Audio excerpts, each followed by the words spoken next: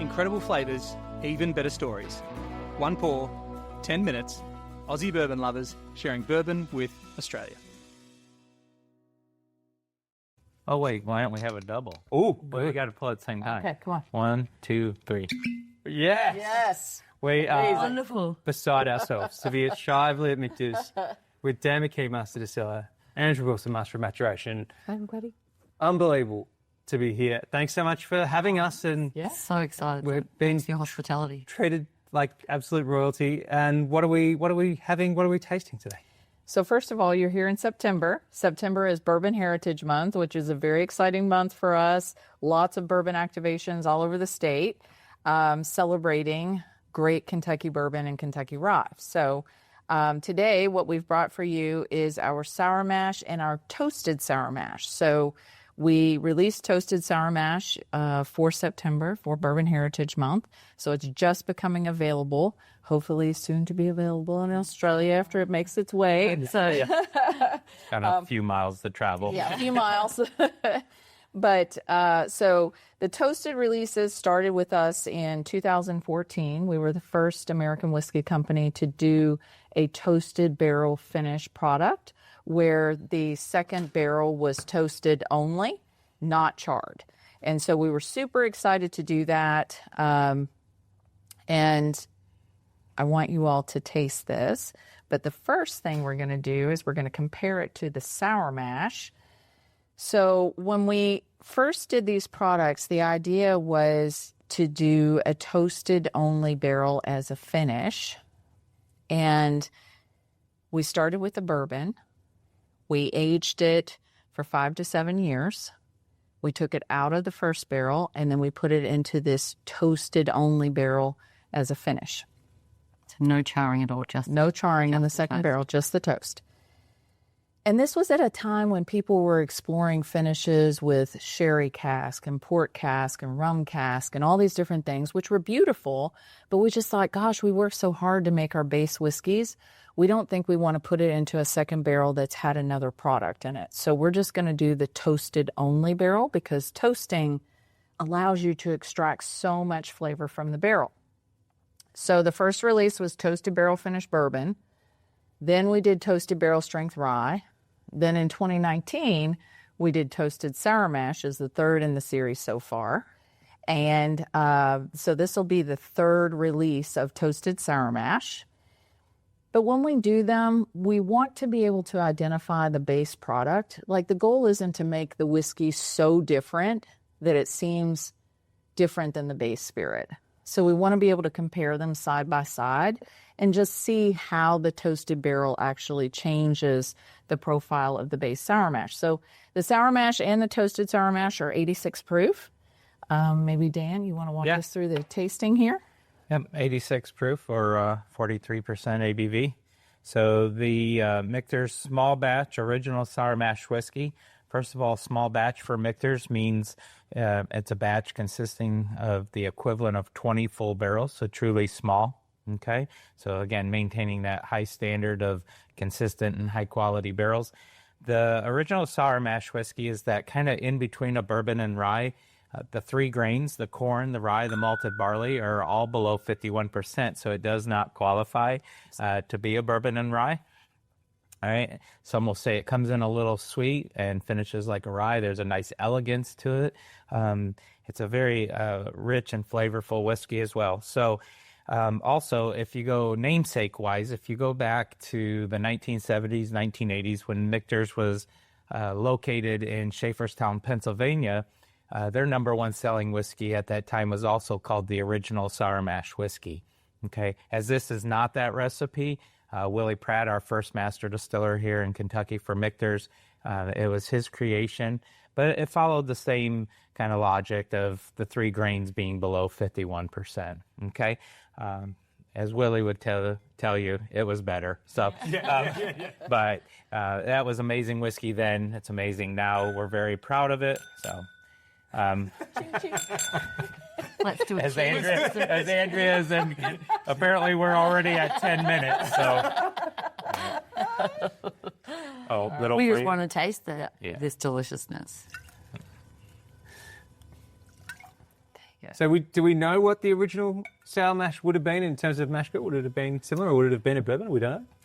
Well, it was once written by a very well-known writer, Michael Jackson, that the not the singer, not the singer, very well, It's a famous whiskey writer. All kinds of very articles well and books.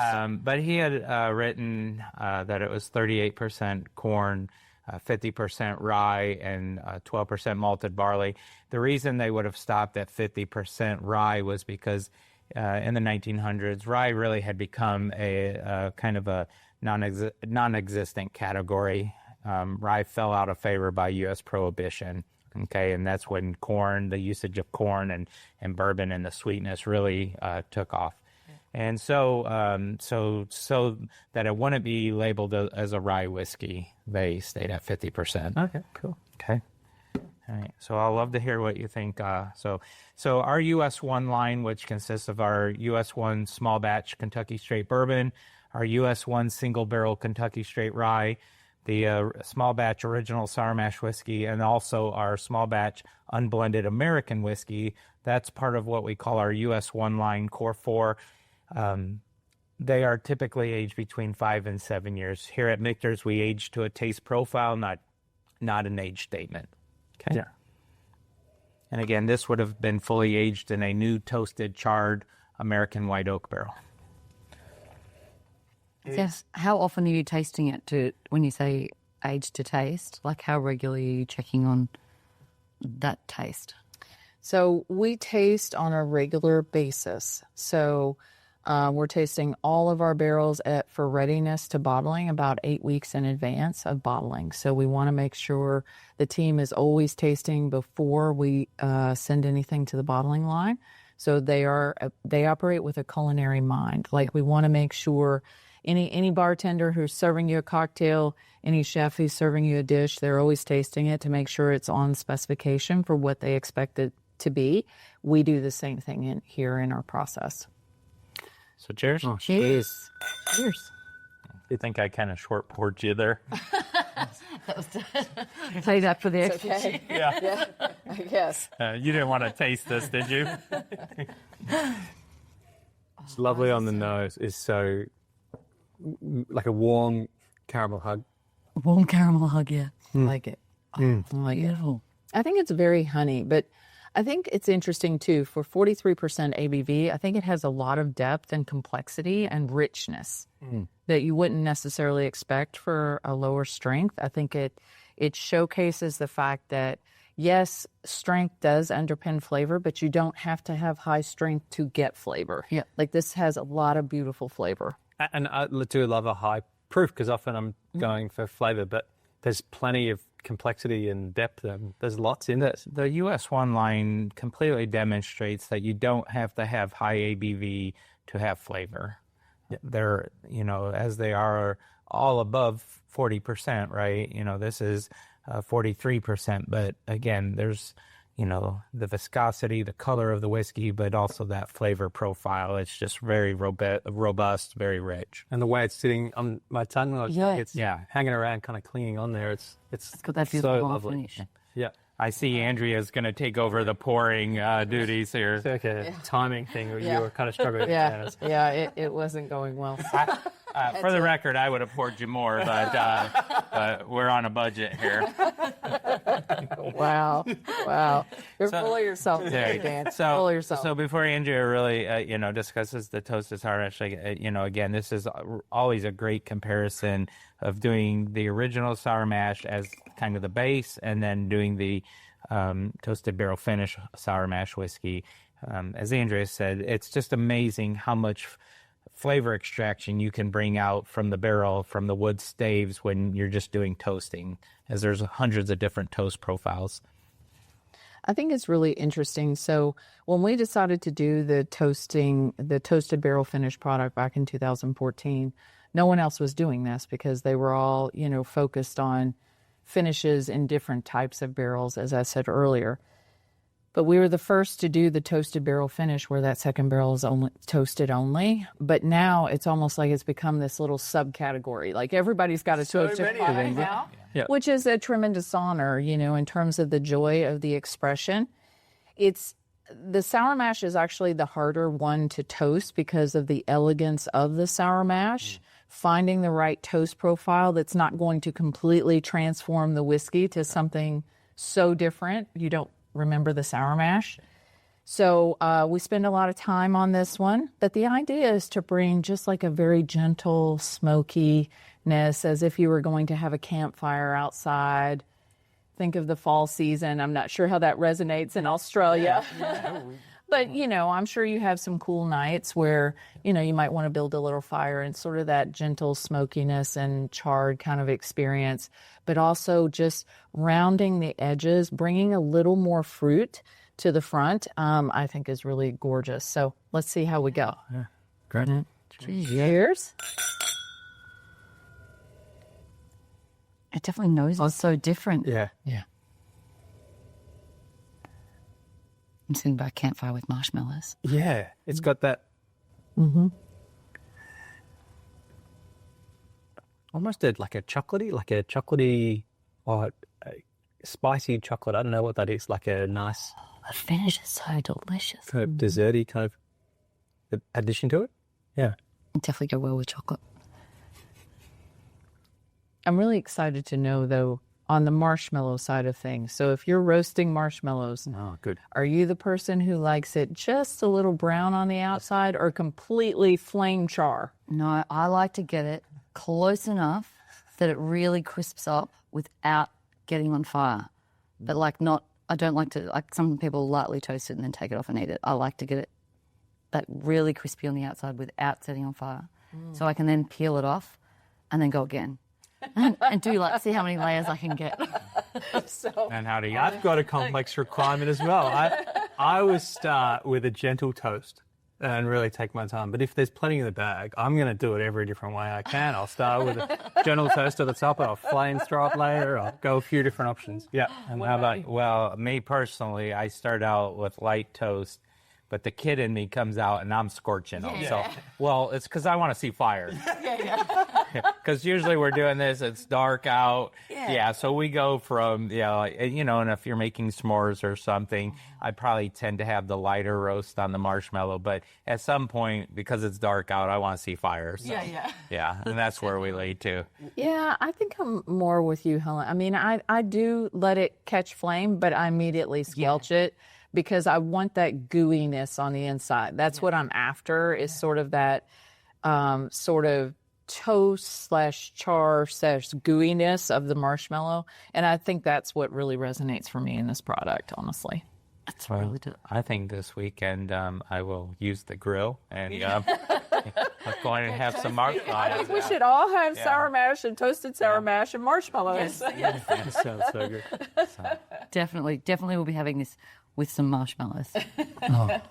It's so delightful. It's so good. Well, Have you had any of the previous releases of our of the original Sour Mash? We have had the previous release of this. Yeah. Okay. Yeah, and We loved it. it was delicious. And how often does there much fluctuation in terms of the way the releases change? Each year when you release it, are you looking to accentuate something a bit different? Are you looking to keep it We really try to be consistent, the same with all of our whiskeys.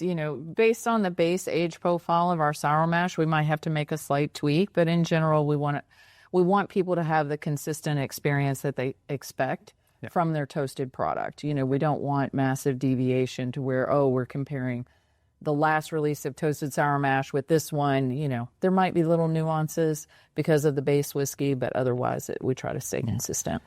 I mean, consistency again is so important. But again, if we want to elevate something a little bit, that's the beauty. And then, of being able to, let's use this toast profile and, things like that. We always have that ability, though.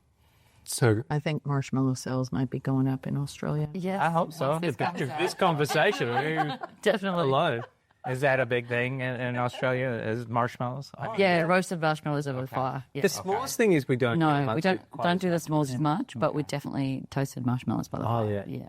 I have a short story about marshmallows. Can you indulge me? Okay. My dad used to take my brother and I on boys' trips camping, and it was infamous that I would ruin the boys' trips by getting injured in a fairly dramatic way. And one of the trips, I dramatically injured myself because after 3 days of rain on this camping trip, I wanted to do a I wanted to toast marshmallows. And the first one I got in the fire and I set fire to it and it started to fall off the stick. And so I caught it in my hand and it burnt my hand. So we had to go to the hospital. Yeah. So you ruined the trip. I ruined the trip because I had to go to the hospital and then I had to be treated for a burnt hand. Were you okay? Well, I'm okay now, but there was a time. See, it's funny. Andrea asked if you're okay. I asked, did your dad ever talk to you again? It was par for the course at that point. Your brother became the favorite right then. He already was. Oh, okay. Boys through for cancer from that point forward. Well, at least for him. I think to make it up to your dad and your brother, you should get a bottle of this and take them and We take a tapping, toast the marshmallows. and relive that experience without the burn hand. Yeah. Hey, Dad, remember when I ruined the trip? Yeah. I'm trying to make good for it now. Would you be up for that? Thanks so much for having our us here, pleasure. Shively. Unreal to see all the experience and get your hands on a bottle of sour mash because that's really easy to get your hands on in Australia. And if you can find yourself the toasted sour mash, my goodness, definitely Get some marshmallows and Well, thank you, everybody. Yeah. cheers. Thank you. Yep, Cheers. cheers. Thanks for listening. Make sure you're connected with us on TikTok, Instagram and YouTube, and stay connected with us by clicking subscribe on your favourite podcast app.